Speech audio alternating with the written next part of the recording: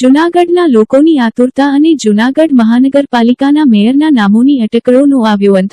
આખરે મેયરનો તાજ ધર્મેશ પોશિયાને શિરે, જ્યારે deputy mayor તરીકે આકાશ કટારા તથા સ્ટેન્ડિંગ ચેરમેન તરીકે પલ્લવીબેન ઠાકર તથા શાસક પક્ષના નેતા તરીકે મનન અભાણીની અને દંડક તરીકે કલ્પેશ અજવાણીની આજરોજ મહાનગરપાલિકાની જનરલ બોર્ડની મીટિંગ મળેલી, જેમાં સર્વાનુમતે વરણી કરવામાં આવી હતી।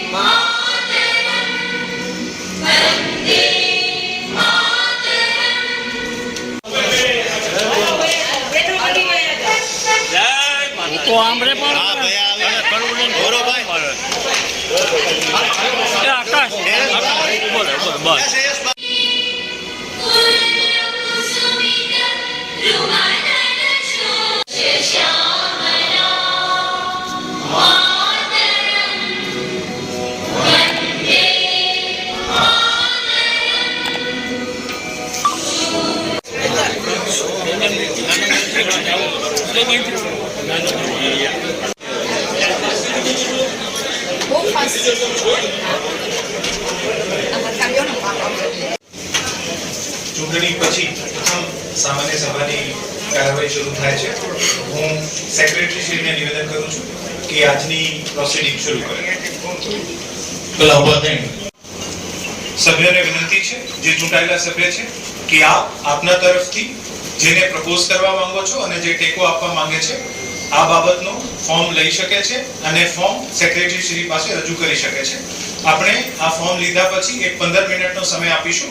આ 15 મિનિટમાં જે પણ કોઈને આપની તરફથી પ્રપોઝ કરવા માંગતા હોય પ્રપોઝ કરી શકે છે।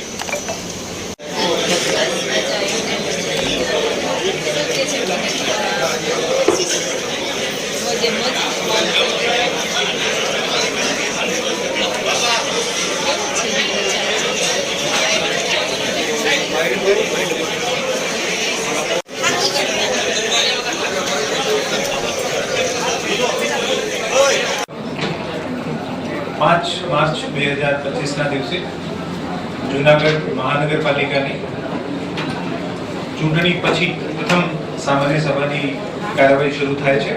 હું સેક્રેટરીશ્રીને નિવેદન કરું છું કે આજની પ્રોસિડિંગ શરૂ કરે।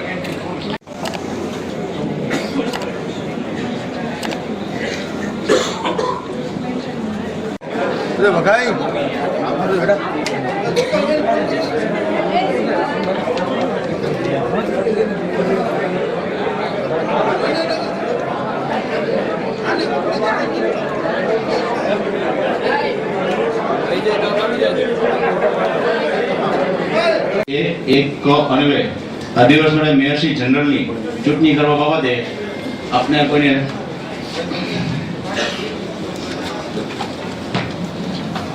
હવે તમામ સભ્યોને વિનંતી છે જે ચૂંટાયેલા સભ્ય છે કે આપ આપના તરફથી જેને પ્રપોઝ કરવા માંગો છો અને જે ટેકો આપવા માંગે છે આ બાબતનું ફોર્મ લઈ શકે છે અને ફોર્મ સેક્રેટરી શ્રી પાસે રજૂ કરી શકે છે. આપણે આ ફોર્મ લીધા પછી એક 15 મિનિટનો સમય આપીશું. આ 15 મિનિટમાં જે પણ કોઈને આપની તરફથી પ્રપોઝ કરવા માંગતા હોય પ્રપોઝ કરી શકે છે. ફોર્મ નંબર 1 પ્રેમભાઈ તેજભાઈ વાઘેલા અને વિનેશભાઈ અદવાણી આવે.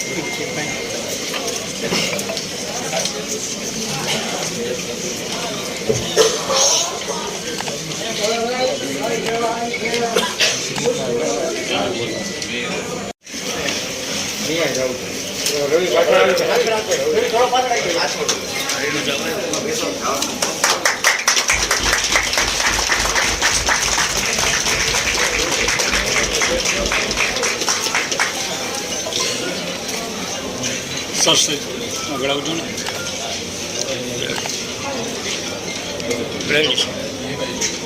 Okay okay.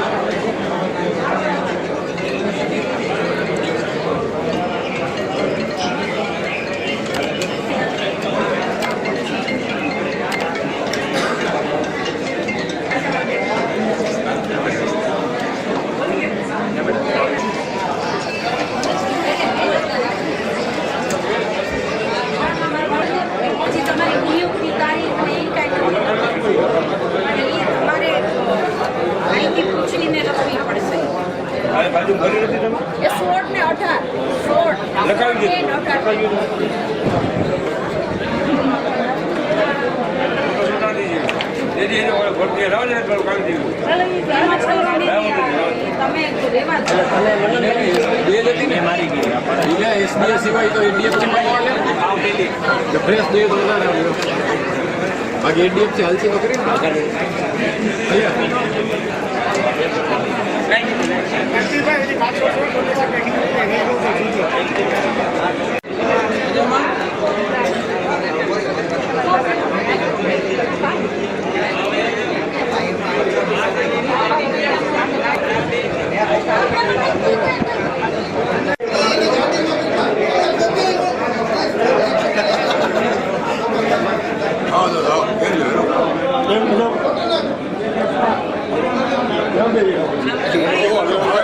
ગણતરીમાં મિસ્ટેક થાય છે ને ખુરશીમાં ન બેસે એવી નમ્ર વિનંતી.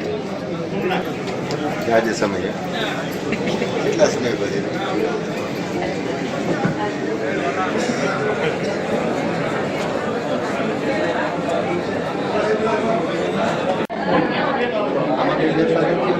આમાં કઈ ફેરફાર નથી એ બધા સાહેબ આમાં કઈ ફેરફાર નથી જૂના પડ્યા માન્ય કોર્પોરેશનને વિનંતી કે પોતાની ખુરશીમાં બેસે, બીજા કોઈ સભ્ય બેસે નહીં. અમારે હાજરી પૂર્વમાં તકલીફ પડે છે. સભ્ય સિવાય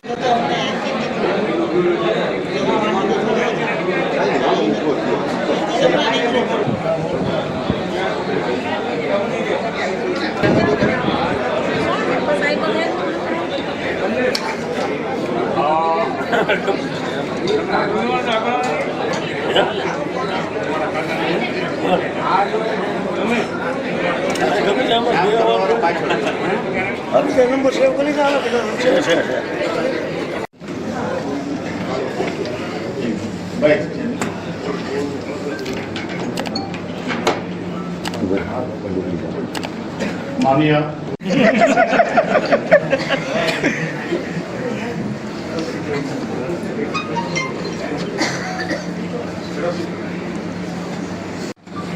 કોઈને ફોર્મ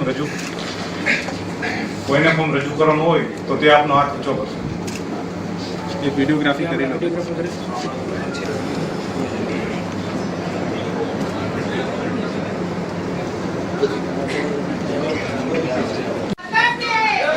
ઉભા રહેજો. પૂછે છે આવી મહાદેવ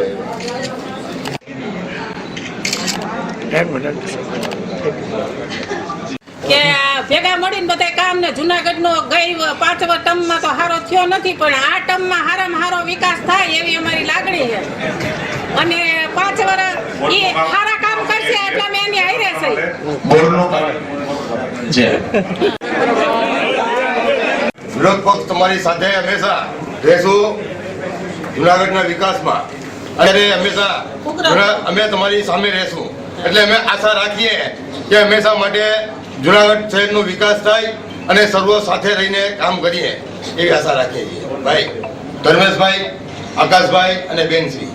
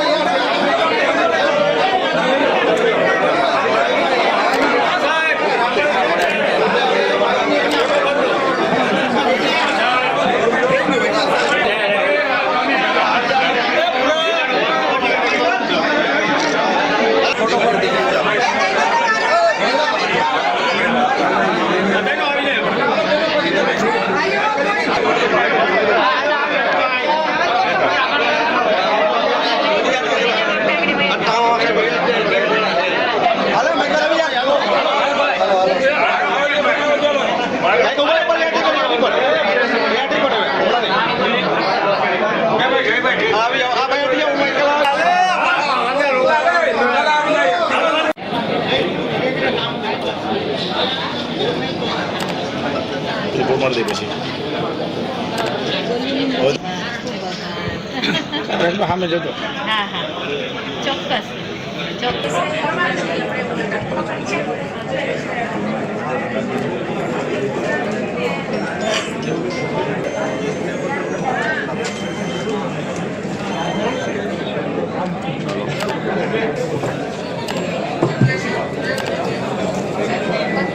તમારી કામની પ્રાથમિકતા કઈ રહેશે? કામની પ્રાથમિકતા એ જે મેયર જુનાગઢના જે અધૂરા કામ છે એ ઝડપથી પૂર્ણ થાય એ અમારી પ્રાથમિકતા છે.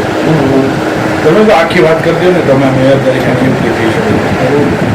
મેયર તરીકે મને ભારતીય જનતા પાર્ટીએ આવું જવાબદારી આપી છે તે બદલ ભારતીય જનતા પાર્ટીનો ખૂબ ખૂબ આભાર માનું છું. ગુજરાતના પનોતા પુત્ર નરેન્દ્રભાઈ મોદીનો પણ ખૂબ ખૂબ આભાર માનું છું. અમિતભાઈ શાહ, સી આર પાટીલ સાહેબ, જેપી નડ્ડા સાહેબ અને ભૂપેન્દ્રભાઈ પટેલનો પણ ખૂબ ખૂબ આભાર માનું છું. અને સાથે સાથે જૂનાગઢના જે અધૂરા કામ છે એ ઝડપથી પૂર્ણ કરી અને જૂનાગઢને એક નવી ઊંચાઈ પર લઈ જશું. ક્યાં ક્યાં કામને પ્રાથમિકતા છે? રોડ, રસ્તા અને ગટરને પહેલાં પ્રાથમિકતા આપીશું. તો કોઈ સવાલ તમારી સામે ધર્મેશભાઈ કેટલાક પડકારો છે.